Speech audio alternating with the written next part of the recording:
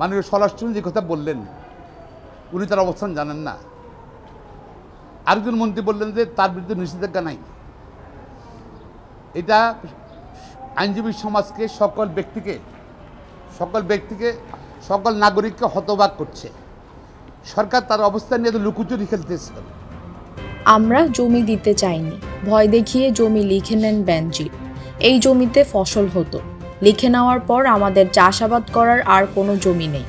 এই ফসলি জমিটুকু অনেক কষ্টে ধরে রেখেছিলাম, কিন্তু সেটারও আর শেষ রক্ষা হলো না।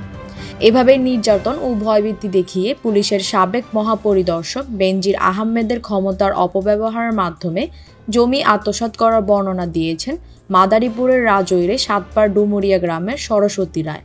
বড়খোলা গ্রামের বাসিন্দা রসময় বিশ্বাস বলেন, বেনজির আহমেদ আমাদের কাছ থেকে 32% জমি নিয়েছেন।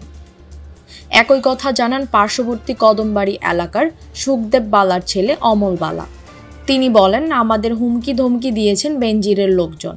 তার লোকজন বলেছে জমি লিখে না দিলে বিমানে করে বাড়িতে নামতে হবে, চারপাশ আটকে দেবে। এমন অত্যাচারে অনেকেই জমি লিখে দিয়েছেন। স্থানীয়দের অভিযোগ, বেনজির আহমেদের কাছে যারা জমি বিক্রি করতে চাননি তাদের বিভিন্ন ধরনের ভয়ভীতি দেখানো হয়েছে। কেউ জমি লিখে দিতে না চাইলে নির্যাতনের শিকার হয়েছেন। তারা জানায়, বেনজিরের এসব কাজে সাহায্য করেছেন তৈয়ব আলী নামে স্থানীয় এক ব্যক্তি। তিনি এলাকায় পুলিশের ঘনিষ্ঠ হিসেবে পরিচিত।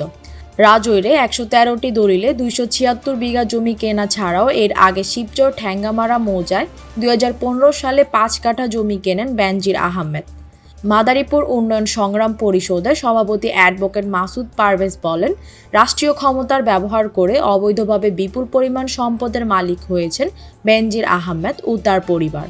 দুদকের শুধু অবৈধ সম্পদের হিসাব নিলেই হবে না, রাষ্ট্রীয় ক্ষমতা অপব্যবহার করে তিনি যে জঘন্য অপরাধ করেছেন তার বিচারও হওয়া দরকার। Desk report, Tania.